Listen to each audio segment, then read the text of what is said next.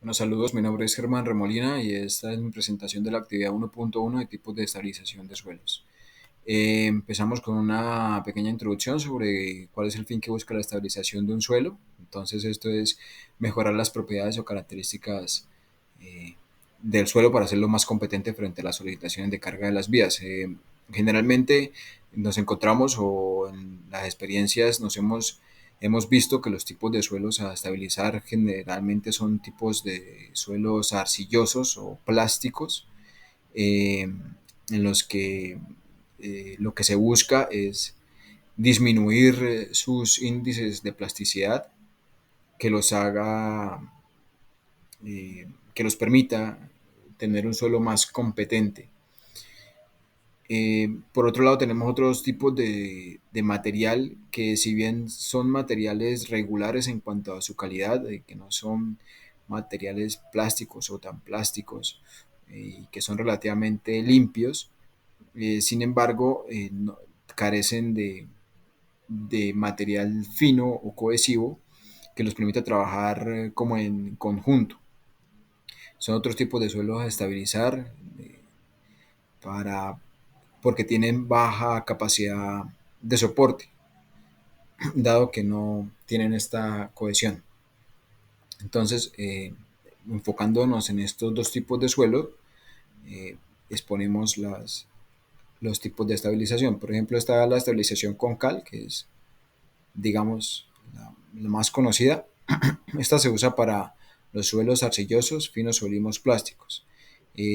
Básicamente, como trabaja la cal cuando se mezcla con el suelo, es que hay los cationes de calcio interactúan con la carga negativa de la partícula, de la superficie de la partícula de arcilla, y, y lo que produce esto es que se reduzca la capa difusa, eh, o la doble capa eléctrica. Entonces, al reducirse esta capa difusa, el volumen de agua que se va a ocupar en- va a ser que ocupa dentro del material de, de la arcilla, va a ser menor, por lo cual esta estabilización lo que ayuda es a reducir la capacidad de hinchamiento y de cambios volumétricos. Y también con esto se reduce la plasticidad del material, infiriéndole un poco de mayor capacidad de soporte al suelo. Básicamente es eso. Tenemos también la estabilización con cemento.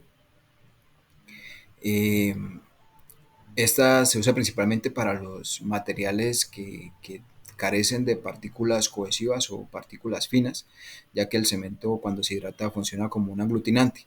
Esto permite que el material trabaje en conjunto y no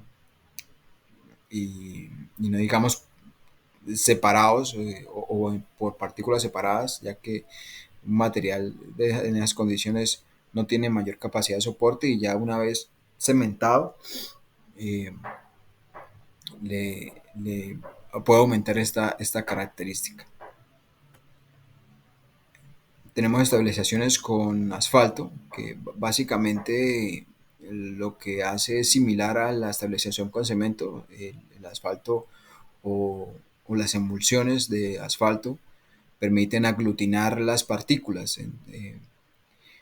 Se ha visto, o se ve que comúnmente las estabilizaciones con asfalto se hacen con materiales relativamente buenos desde sus características también de plasticidad y limpieza, eh, pero que carecen de finos que nos permitan dejar trabajar el, el material como una capa en conjunto.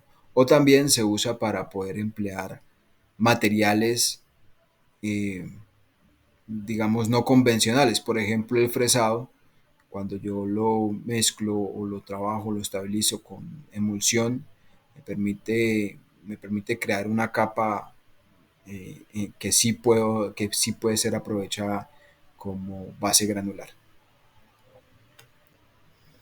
Tenemos otros tipos de estabilizaciones químico-físicas o químicas. Por ejemplo, las químicas tenemos los sales cloruros y los químicos líquidos. Las sales o cloruros lo que nos permite o su funcionamiento básico es las partículas de sal interactúan con el suelo, ayudando a recibir la humedad o a absorber la humedad eh, que antes interactuaba directamente con el suelo y ahora actúa a través de las partículas de sal.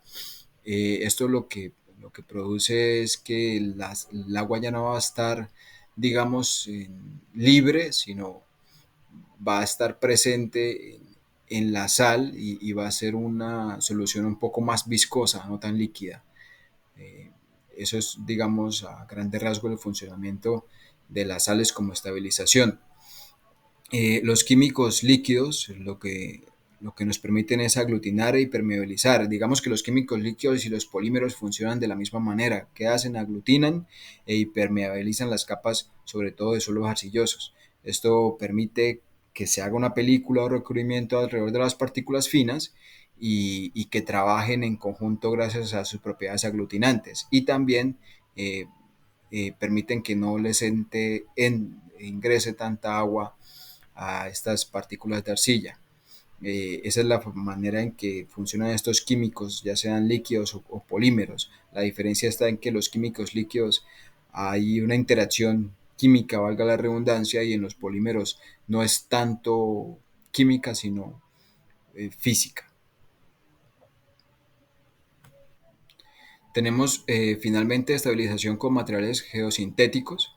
Si bien esto no es una estabilización como tal, digamos que es una estabilización de capas totales, lo que me permite los materiales geosintéticos, como pues, pueden ser las geomallas o las geoceldas, que son las de las figuras, me permiten que las capas, digamos, de suelo no competente puedan trabajar en conjunto. Así las cargas puntuales que puedan recibir no van a ser, no van a producir deformaciones puntuales, ya que permite que la capa total de, digamos, de un suelo arcilloso eh, pueda deformarse, por decirlo de alguna manera, en conjunto y no va a recibir esa deformación puntual.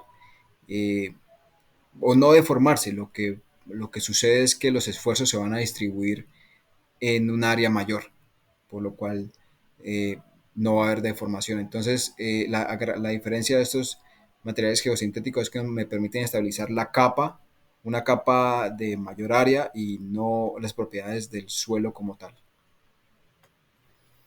Para finalizar, me gustaría, digamos, enunciar de manera muy breve las ventajas y desventajas de cada uno de los tipos de estabilizaciones que acabé de exponer. Por ejemplo, en la estabilización con cal y con cemento, las ventajas es que son opciones realmente duraderas, eh, duran en el tiempo porque hacen un cambio de base en el material. Las desventajas de estabilizaciones es que generalmente para proyectos grandes o de vías de primer nivel es muy poco, son inviables debido al costo que pueden ocasionar y además al procedimiento tan detallado y controlado que debe usarse. Por la parte de las estabilizaciones con asfalto, también digamos que son opciones que la ventaja que tienen es que me permiten usar materiales reciclados, por ejemplo el fresado, como ya mencioné. Entre las desventajas de este material, de este tipo de estabilización, también considero que son las condiciones controladas en las que debe emplearse. Eh, en las estabilizaciones, por ejemplo, químico-físicas que mencioné luego, las sales, químicos líquidos y polímeros, considero que la ventaja que tienen es que son soluciones, digamos, rápidas y parece ser que no son tan, que no merecen un control tan exhaustivo en su aplicación en campo. La desventaja que veo es que parecen ser que no son duraderas, que no son durables en el tiempo y que parece ser que deben cada tanto repetirse. Y pues lo otro es que no están normalizadas, no hay normativas, por lo menos nacionales, que controlen ese tipo de procedimientos. En la caso de los geosintéticos, eh, la ventaja es que son procesos constructivos rápidos, pareciera, también que no merecen un control exhaustivo en su aplicación en obra. Eh, la desventaja que veo con esto es que, digamos, pudiera ser también un poco costoso. Eso sería a grandes rasgos las ventajas y desventajas. Bueno, muchas gracias.